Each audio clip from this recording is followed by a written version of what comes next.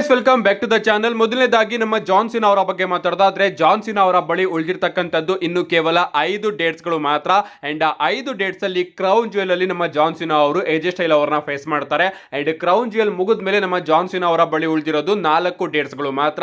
2 Monday night rho, ಒಂದು survivor series war game, ಹಾಗೆ ಇನ್ನೊಂದು ಡಿಸೆಂಬರ್ ಅವರ ಫೈನಲ್ ಮ್ಯಾಚ್. ಅಂಡ್ ಈಗ ರೆಸಲ್ ವುಡ್ಸ್ ಅವರ ಪ್ರಕಾರ ಇದೇ ಸೆಪ್ಟೆಂಬರ್ 28ನೇ ತಾರೀಕು ಡಬ್ಲ್ಯೂ ಅವರು ಅಫಿಷಿಯಲ್ ಆಗಿ ಜಾನ್ ಸಿನಾ ಅವರ ರಿಟೈರ್ಮೆಂಟ್ ಟೂರ್ ನ ಮಚ್ ಆಂಟಿಸಿಪೇಟೆಡ್ ಡೀಟೇಲ್ಸ್ ನ ರಿವೀಲ್ ಮಾಡ್ತಾರಂತೆ.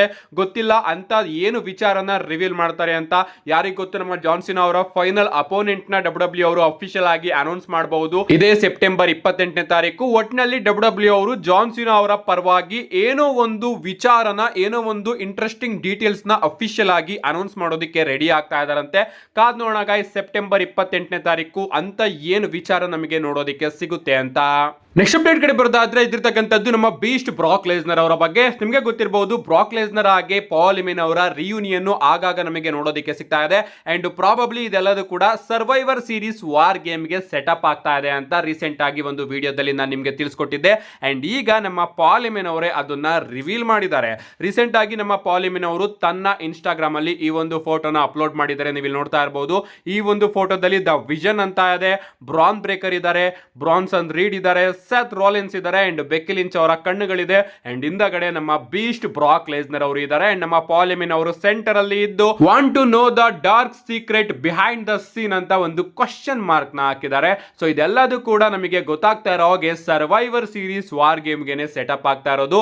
ಲಿಟ್ರಲಿ ಇಮ್ಯಾಜಿನೇಷನ್ ಮಾಡ್ಕೊಳ್ಳಿ ಗಾಯ್ಸ್, ಬ್ರಾಕ್ ಲೆಸ್ನರ್ ಅವರು ಅದು ಕೂಡ survivor series war game match ಒಳಗಡೆ ನಿಜವಾಗ್ಲು ಆಗ ಈ ಒಂದು ಟೀಮ್ ನ ಖಂಡಿತವಾಗ್ಲೂ ಕೂಡ ಸೋಲ್ಸೋದಕ್ಕೆ ಆಗುತ್ತಾ? ನಮ್ಮ ಬ್ರಾಕ್ ಲೆಸ್ನರ್ ಅವರೇ ಇಲ್ಲಿ ತನ್ನ ಮೈಂಡ್ ಗೇಮ್ ನ ಯೂಸ್ ಮಾಡಿ ತನ್ನ ಟೀಮ್ ಮೇಲೆನೆ ಅಟ್ಯಾಕ್ ಮಾಡಿದ್ರೆ ಮಾತ್ರ ಒಂದು ದಾರಿ ಉಳಿದಿದೆಯೋ ಹೊರತು ಅದನ್ನ ಬಿಟ್ರೆ ಬೇರೆ ಯಾವುದೇ ದಾರಿನೂ ಕೂಡ ನನಗೆ ಕಾಣಿಸ್ತಾ ಇಲ್ಲ. ಕಾದ್ ನೋಡೋಣ, ಇನ್ನೇನು ಸರ್ವೈವರ್ ಸೀರೀಸ್ ವಾರ್ ಗೇಮ್ ಕೂಡ ಹತ್ರ ಬರ್ತಾ ಇದೆ. ನಮ್ಮ ನೆಕ್ಸ್ಟ್ ಅಪ್ಡೇಟ್ ಕಡೆ ಬರೋದಾದ್ರೆ, ಇದಿರ್ತಕ್ಕಂಥದ್ದು ಕೂಡ ಬ್ರಾಕ್ ಲೆಸ್ನರ್ ಅವರ ಬಗ್ಗೆನೇ. ಬ್ರಾಕ್ ಲೆಸ್ನರ್ ಅವರು ಸೌದಿ ಅರೇಬಿಯಾದ ರಾಯಲ್ ರಂಬಲ್ ಗೆ ಶೆಡ್ಯೂಲ್ ಆಗಿದ್ದಾರೆ. ಸೌದಿ ಅರೇಬಿಯಾದ ರಾಯಲ್ ರಂಬಲ್ ಅಲ್ಲೂ ಕೂಡ ನಮಗೆ ಬ್ರಾಕ್ ಲೆಸ್ನರ್ ಅವರು ನೋಡೋದಕ್ಕೆ ಸಿಗ್ತಾರೆ. ಅಪ್ಡೇಟ್ ಗಳು ಬರ್ತಿರೋ ಪ್ರಕಾರ ಅಫ್ಕೋರ್ಸ್ ಡಬ್ಲ್ಯೂ ಅವರು ಕೂಡ ಅಫಿಷಿಯಲ್ ಆಗಿ ಇನ್ನೇನು ಅನೌನ್ಸ್ಮೆಂಟ್ ಕೂಡ ಮಾಡ್ತಾರೆ. ಸೌದಿ ಅರೇಬಿಯಾದಲ್ಲಿ ಶೋ ಆಗ್ತಾ ಇದೆ, ಬ್ರಾಕ್ ಲೆಸ್ನರ್ ಅವರು ರಿಟರ್ನ್ ಆಗ್ತಾ ಇದ್ದಾರೆ ಅಂದ್ಮೇಲೆ ಬ್ರಾಕ್ ಲೆಸ್ನರ್ ಅವರು ನಮಗೆ ಅಲ್ಲಿ ನೋಡೋದಕ್ಕೆ ಸಿಗ್ತಾರೆ. ನೆಕ್ಸ್ಟ್ ಅಪ್ಡೇಟ್ ಕಡೆ ಬರೋದಾದ್ರೆ, ಇದಿರ್ತಕ್ಕಂಥದ್ದು ಕೂಡ ರಾಯಲ್ ರಂಬಲ್ ಬಗ್ಗೆನೇ. ರಾಯಲ್ ರಂಬಲ್ ನ ಅರ್ಲಿಯೆಸ್ಟ್ ಬೆಟ್ಟಿಂಗ್ ಓಡ್ಸ್ ರಿಲೀಸ್ ಆಗಿದೆ. ನೀವು ಇಲ್ಲಿ ನೋಡ್ತಾ ಇರಬಹುದು. ಟಾಪ್ 10 ಅಲ್ಲಿ ನಮ್ಮ ಲೋಗನ್ ಪಾಲ್ ಅವರು ಇದ್ದಾರೆ, ಟಾಪ್ 9 ಅಲ್ಲಿ ದ ರಾಕ್ ಅವರು ಇದ್ದಾರೆ. ಅಫ್ಕೋರ್ಸ್ ಯಾವ ರಾಯಲ್ ರಂಬಲ್ ಅಲ್ಲೂ ಕೂಡ ಇದ್ದೇ ಇರ್ತಾರೆ. ಟಾಪ್ 8 ಅಲ್ಲಿ ಬ್ರಾನ್ ಬ್ರೇಕರ್, ಟಾಪ್ 7 ಅಲ್ಲಿ ಜೇಕೋಬ್ ಫಾಟು, ಟಾಪ್ 6 ಅಲ್ಲಿ ಸೆತ್ ರಾಲಿನ್ಸ್, ಟಾಪ್ 5 ಅಲ್ಲಿ ಡ್ರೂ ಮ್ಯಾಕೆಂಟೈರ್, ಟಾಪ್ 4 ಅಲ್ಲಿ ರೋಮನ್ ರೈನ್ಸ್, ಟಾಪ್ 3 ಅಲ್ಲಿ ಗಂತರ್, ಟಾಪ್ 2 ಅಲ್ಲಿ ಸಿಎಂ ಪಂಕ್, ಅಂಡ್ ನಂಬರ್ 1 ಅಲ್ಲಿ ಸ್ಯಾಮಿ ಝೈನ್ ಅವರು ಇದ್ದಾರೆ.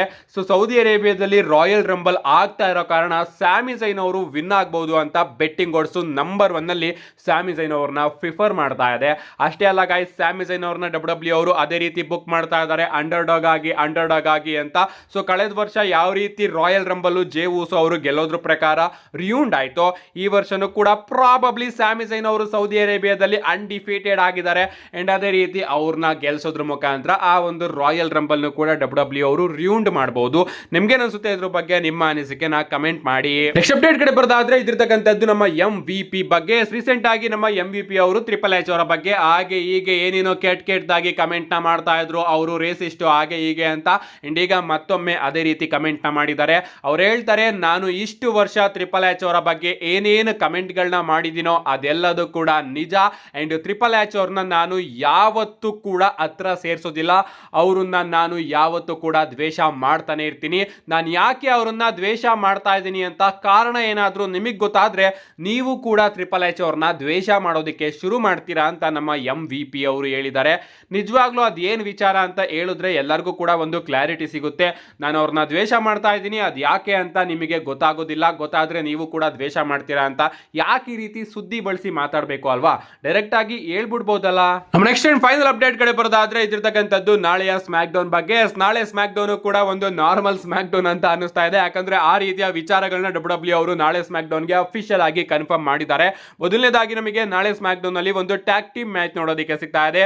Julia and ಕಿಯಾನಾ James versus Michigan ಹಾಗೆ ಬಿ ಫ್ಯಾಬ್ ಅವರ ನಡುವೆ ಕಾದ್ ನೋಡೋಣ. ಆಫ್ ಕೋರ್ಸ್ ಇಂಟ್ರೆಸ್ಟ್ ಇಲ್ಲ ಅಂದ್ರೂ ಕೂಡ ಈ ಒಂದು ಮ್ಯಾಚ್ ನ ನೋಡಬೇಕು. ಇದಾದ್ಮೇಲೆ ಶೋನ ಮೈನ್ ಇವೆಂಟ್ ಅಂತ ಅನ್ಕೋತೀನಿ, ಡಬ್ಲ್ಯೂ ವಿಮೆನ್ಸ್ ಚಾಂಪಿಯನ್ಶಿಪ್ ಗೆ ಒಂದು ಟ್ರಿಪಲ್ ಥ್ರೆಡ್ ಮ್ಯಾಚ್ ನೋಡೋದಕ್ಕೆ ಸಿಗ್ತಾ ಇದೆ.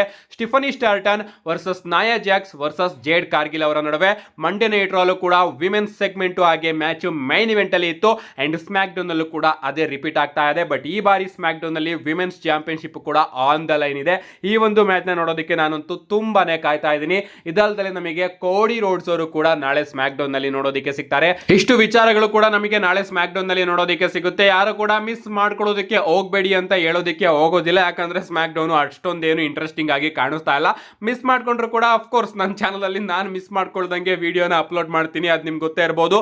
ಅದಕ್ಕೋಸ್ಕರ ಚಾನಲ್ನ ಸಬ್ಸ್ಕ್ರೈಬ್ ಮಾಡ್ಕೊಳ್ಳಿ ಅಂತ ಹೇಳ್ತಾ see you guys in my next video.